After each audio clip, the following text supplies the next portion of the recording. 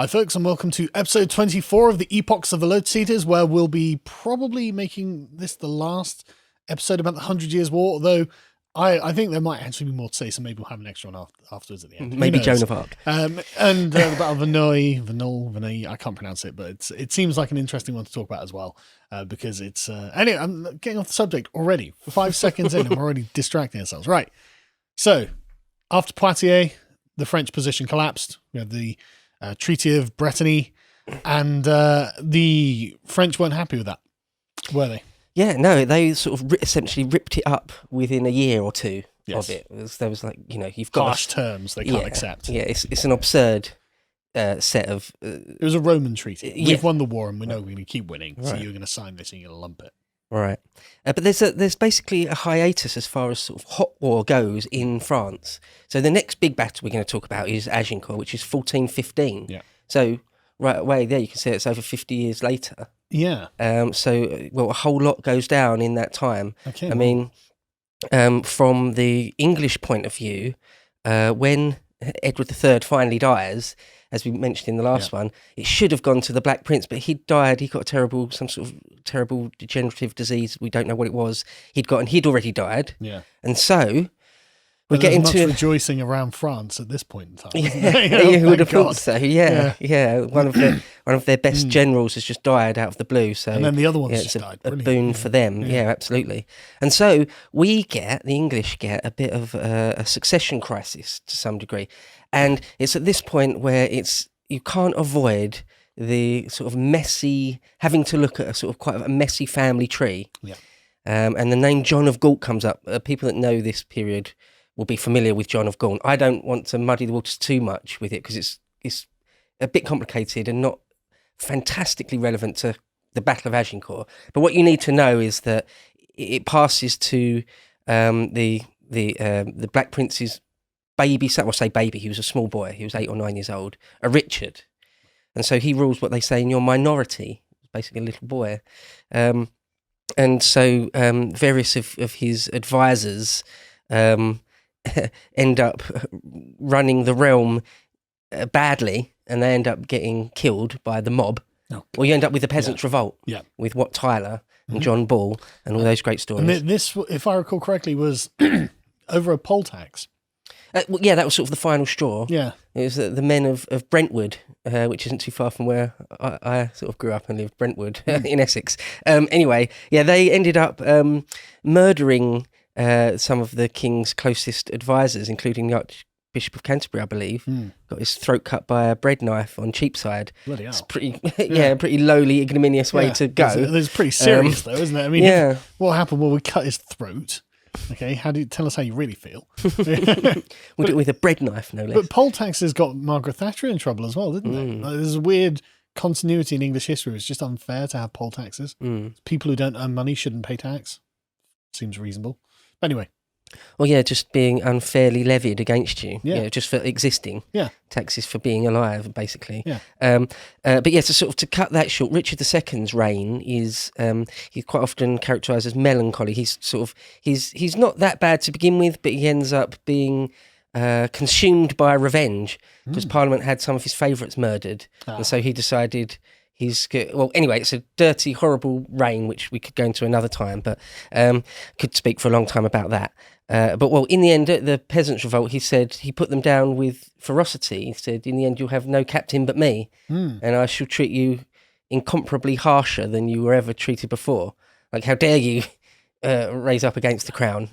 Assert your rights, I guess. Yeah, Richard II's pretty much a complete dick. You look back at it and you think, there's some people in history, it's like, you're acting like a dickhead, and then when everyone called you out on it, you just double down until you got yourself murdered. Yeah.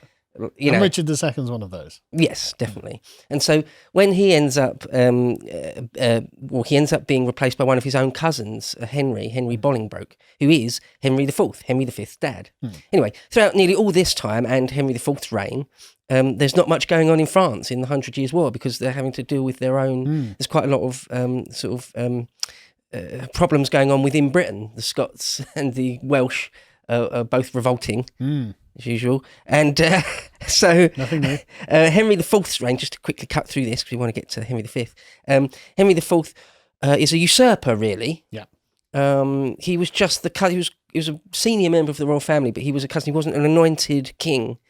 He had Henry II arraigned, imprisoned, and then he died. We're not 100% sure why. Yeah, he was put into... Like with all of these things, it dies in prison. Well, I mean, A, it's probably quite easy to die in a medieval prison. B, that could be a euphemism for murdered. Yes, yeah. So he's imprisoned in Pontefract Castle, where other men hundreds of years before had also been imprisoned. And it seems he probably starved to death. There we go. Which is a horrible way to go, actually. I think it's really painful and really quite a horrible way to die, actually. But that was the end of the vengeful Richard II. And so you're left with Henry IV, and there's a Shakespeare plays of Henry IV, so it sort of starts coming to life. I've got one line here from a historian called Nicholas Vincent, and he says, quote, "The problem was that to many, after 1399, which is the year Bolingbroke, Henry IV took control, after 1399, no matter what harmony might have reigned within the House of Lancaster, this was simply the wrong family to lay claim to government." That's what a lot of people thought. Now, and again, the reason this matters is because of the way that feudal politics works and the way that people think the king arrives at his position as the king, which ultimately is with the sanction of God. And so you literally can have the wrong family in government. Yeah, no, absolutely. And we're talking about the Plantagenet line here. So this is unbroken since sort of Henry II. Yeah. And Richard II was sort of completely legitimately in the unbroken line. And even though Bolingbroke, Henry IV is a cousin... Not close it's enough. Not, yeah, it's not... got to be a lineal descendant. He's not the anointed heir. Yeah. And so, again, I don't want to get into it too much, but all the sons of Richard III, it becomes important. So the Black Prince was the firstborn son. Then after that, there was a Lionel of Antwerp. I haven't even heard of him. Right, exactly. That's exactly the point I was sort of going to make, that he's sort of forgotten. And his heirs down through a girl, one of his daughters, go on to marry a family called the Mortimers. And anyway, their descendants, the Mortimers, have got a much more legitimate claim than Henry Bolingbroke, because Henry Bolingbroke comes down through John of Gaunt, the third son. Right. So the heirs of this Lionel of Antwerp, really, the Mortimers, really should be ahead of the House of Lancaster, of Henry Bolingbroke. So they try and keep that under wraps, and in the end, they ended up getting rid of them. And then there's more sons as well after John of Gaunt. There's two other sons, one of Edward of Woodstock. And anyway, the point is, it's a complicated, confused, big family tree. Yeah. And so when Henry Bolingbroke, Henry IV, becomes king, he has to put down the Scots. There's lots of trouble in Wales, the Marcher Lords of Wales. There's a guy called Owen Glendower. There's also Owen the Percy Glendower, family. it was always pronounced when I was reading about it. But no. Like, I really find this interesting because, as I recall, he had like a few thousand Welsh archers that essentially lived in the woods and the mountains, constantly harassing and ambushing English patrols and things like that. And obviously the English would march an army in, but then they'd just dissipate into the wilderness and they'd be a nightmare. But at some point, didn't they actually invade England? They tried to, yeah. That's mad. Yeah. So how many of them were there? Oh, I don't know. It's not, the numbers aren't huge. Yeah, but a few thousand. Yeah, it's only like 4,000 or 5,000 at most. It's like, you're not gonna take the whole kingdom with a couple of thousand men. Yeah. You know, what are you doing? You're not gonna take a castle with a couple of thousand men. You know, what are you doing? You know. But anyway, sorry, go on. Yeah, no, absolutely. And there's also the Percy family that are out there in the Welsh marches. The Hotspurs. So one of their main men at the time is Harry Hotspur. How did he get that name again? Hotspurs, it means you're quick on a horse. Yeah, right, that's it. So yeah, it's just simply that. It was a nickname, really, Hotspur. It sounds cool. It does, yeah. You know. No, absolutely. Yeah. And he was, the Percy families and Harry Hotspur were a real thorn in the side of Henry IV. And he sends his young son, the eldest son, because he's got 4 boys as well. But the eldest one is Harry, this Henry V, our hero for this story. And so he sends him out. Then there's a big battle in 1403 at Shrewsbury. It was because, as a Prince of Wales, already the heir to the throne is the Prince of Wales already by this point, and he is known as Henry of Monmouth. Still is now. Yeah, exactly. Yeah. And he's Henry of Monmouth. Monmouthshire is that part of the world as well. And anyone that knows Agincourt knows that there's lots and lots of Welsh archers there. Oh yes. in a sense, the Welsh won that battle. Some people say, pro-Welsh people would say. And anyway, it all goes back to the beginning of his life, really, his connection with Wales. And one of the main things he tried to do, or did do, was prevent the Percys and Owain Glyndwr's factions from meeting up. And anyway, there's the Battle of Shrewsbury, which the royalist side win.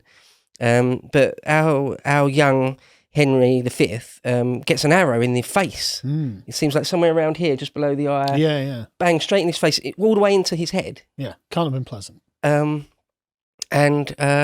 It's obviously a life-threatening injury. And the surgeons, which is a kind way of saying it, developed some sort of tool in order to get the barbed arrow out of his face. Yeah. It would have been just... Yeah, really terrible. Painful. Well, that's the tip of the iceberg. How you don't get an infection from it. Pre-modern surgery was really gross and very unpleasant, and the less said about it, the better, frankly. Even like 19th century dentistry and things is hellacious. Yeah. Let alone early 15th century facial surgery. People forget just how recent that like modern anaesthetics and painkillers are. Like within the last 100 years, like if you were born just 100 years earlier, it would be really bad for you. Just a quick aside on that. I remember speaking to my classics teacher once when I was doing A-level and said, if you could live at any time, when would you say? Expecting her to say something like classical Athens. Or something. She said, I wouldn't want to live before modern toilets, flushable toilets and anaesthetics. Yeah. Any time before those have been invented, I'm not interested. Yeah. Right. Wow, okay. It's a really serious, very real answer. Well, I mean, like we were talking about with the Roman legionary when they had to give you heroin, basically, didn't they? Poppy milk or whatever it was. Right, because otherwise it was just unbearable pain. And it's like, Well, a lot of time in the American Civil War, lots and lots of amputations. It's just a bit of wood to bite down on. Yeah. Maybe a few nips of whiskey. But that's it. That's all you're going to get. Good luck. Yeah, horrible. Yeah. And so somehow Henry V survived that injury, didn't get blood poisoning or anything, and had a scar on his face, and apparently was always quite sort of worried about people commenting on it, and always wanted to show one side of his face, which wasn't scarred. Yeah. Well, quickly, while we're just talking about his appearance, people would have seen probably the sort of famous portrait of him in profile with the bowl haircut, famous bowl haircut. Yeah. Just a quick word on that. It's so weird because people didn't seem to wear that haircut before or after. Right. Okay. But what it seems to be, he was very, very pious. And it's sort of a tip of the cap maybe to monkishness. But also, if you look at the Bayeux tapestry, the original Norman knights had that weird haircut. Yeah. And so it's sort of a throwback to being sort of an 11th century horseman in the mould of the conqueror himself. But we're not sure exactly. But anyway, he had that sort of strange haircut. But I like the way, I mean, how old is he at this point after the Battle of Shrewsbury? He's still young. He's like, I think 16? Yeah. 15 or 16, not old at all. Very young. But it just seems to be playing into this stereotype of like grizzled English warrior kings. By the time he's 16, I've already got a massive scar on my face. So I took an arrow in there when I was 16. Okay, Mr. French King, let's have a conversation. There's just a weird sort of stereotype that plays out. But anyway, carrying on. Well, there's another thing from here from Nicholas Vincent. I'll just read out. I think it's because it's interesting. It says quite a lot in one paragraph, just about what I've been talking about in the last few minutes. He said, quote, we must take a painful but necessary glance at the royal family tree. If what follows seems all too much like the plot of a Verdi opera without the charm of the music, or indeed like a list of the characters assembled from a Dickens novel with no real sense of what these people said or did, then such is the price that has to be paid for an understanding of English politics in the 15th century. This was the politics of the gang boss or the godfather, in which everybody was related to everyone else, and God help the person who forgot that their enemy was someone else's cousin or friend. Just as mafia bosses tend not to write their memoirs, so there is a risk that lacking personal details or disclosures, the great aristocrats of 15th century England fade into a monochrome blur. So many Percys, Beauforts and Somersets, accumulating wealth and notoriety, but with precious little save dull dates and events to distinguish between them. That's exactly why I've never bothered to learn what really happened in the details. Because it's just like, right, okay, I've got another guy who's got the same name. It's just like the Carthaginian problem. They've got 10 names for the entire thing and for hundreds of years. And it's like, right, okay, well, I'll just assume, it is like monochrome is a good way of describing it. It's hard to pick them out. No, definitely. I think that's the problem with all history when you want to look at it in more and more detail. You can just delve more and more, and there's more and more figures, Oh, yeah. more and more names, more and more dates. Yeah. Um, But at least with the Romans and the Greeks, they all had different names. Like the Greeks have got a remarkable variety of names. The Romans have got a remarkable variety of names, especially like cognomens or whatever. Where you've got they might have similar names, but they've got an individual name that history recalls them as. So each individual figure has a separate name. So it's not shared by a bunch of other people. So it's like, okay, well at least I know who I'm talking about when I'm talking about, and like it gives them a bit more life and color. Whereas unlike with the Carthaginian and medieval ones, where it's another Harry. Oh. Okay, which one? This is the 7th one. Oh, brilliant. God, it's impossible. To watch the full video, please become a premium member at lotuseaters.com.